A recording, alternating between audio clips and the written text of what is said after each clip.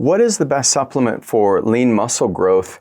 We get asked this often, and there's a lot of debate in the community right now because whey protein has been at the forefront and it outsells any other protein powders that I'm aware of. And whey protein, while it has its benefits, a lot of people struggle with it. And in this video, I'm going to share with you exactly why it may not be the best supplement for muscle growth, and especially when it comes to lean muscle growth, which is what a lot of us want. So in this video, I'm going to unveil some new opportunities when it comes to your muscle building. So let's jump into the science.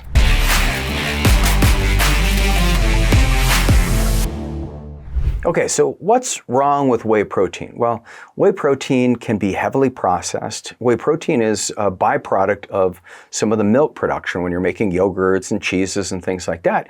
And in many cases, it's just scraped off the ground. And unfortunately, there can be a lot of contaminants in it. If you test whey protein, especially if it's chocolate, then you want to watch the lead levels. Chocolate can contain enormous amounts of lead, and a lot of the flavoring, the chocolate flavoring, they're using very cheap chocolate that is loaded with lead. And what's wrong with lead, you say? Well, you remember like the lead paint that we had to get rid of because it causes neurological imbalances and neurological diseases.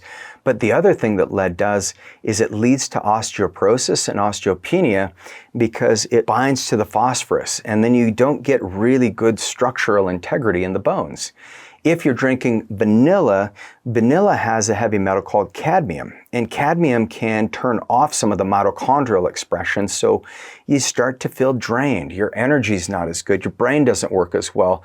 You'll notice that your vision starts to suffer. While a lot of these products are really good, you just want to be careful what you put into your body, especially when you're using a supplementation. Any food that you want to put into your body, you want to make sure it passes the screening. Where did it come from? What ingredients are in this? What did they cook this food in? What are the potential risks that I have with it? So just start analyzing things just a little bit more. But we see so many people taking whey protein, and while whey protein can be good for muscle building, there's some benefits to the gut if you've got leaky gut, a lot of people struggle with digestive issues, and they drink a whey shake and they just notice their stomach cramps up and they end up having loose stools. And so all the nutrients and all the food they're eating, it's going right through you. So there's no protein synthesis that can come from it, or you're not getting what you hoped for that supplementation. So you're asking, what do I do then? Well, the pea proteins also have some downside. Most of them, when they go back to animal sources or meat sources specifically, they feel so much better. I remember I had a really close friend, and she was vegan for 11 years. She was trying to conceive. She and her husband, they really wanted to have babies, and they were in their mid to late 30s.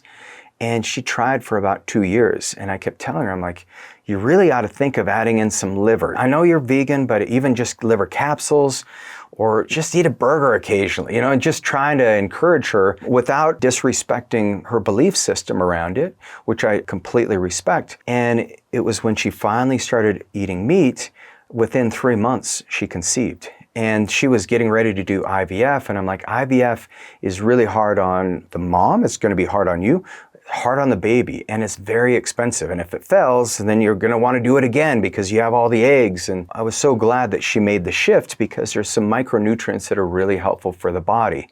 What pea proteins can do is it can stimulate more indigestion because of the inflammatory reaction in the body. So generally speaking, we say maybe don't use that as a supplement for lean muscle growth. The best thing that we found is when you use protein sources or protein powders that come from a whole food like meat. And so there's a great company called Equip, and what they've done is they've made these protein powders that's just from grass-fed beef out of New Zealand. And what they've done is you have the beef and it's ground up, and it does have flavors in it. So yes, they do screen it very heavily. They follow all the GMP guidelines, but they also test each batch so you aren't getting the contaminants that you may in other types of proteins. They have natural flavors using things like monk fruit, so you're not risking some of the digestive issues that can come from artificial sweeteners. They don't put any emulsifiers in there. A lot of the protein powders, emulsifiers are used because it changes the texture, so it feels better in our mouth, so we want to consume more of it. But those things, especially like carnitine, what that does is it can be a neurotoxin. So that inflames the brain, gives you a little bit of brain fog, it upsets the gut. So what I found is using Equip, you can get the protein that you need. It tastes pretty darn good, and you actually get some muscle growth from it because you're able to consume the adequate amounts of protein that the body needs when you're trying to build lean muscle. So when you're looking for the best supplement for lean muscle growth, I had a client that came to me and she was in the fitness industry. And she said, I did so well on my fitness. She was a bodybuilder and she showed me pictures. And then I looked at her and she's like, it's not even the same person. She said, look, Regan, I know how to count macros. I'm very disciplined. I don't cheat on my diet, but I cannot lose the fat.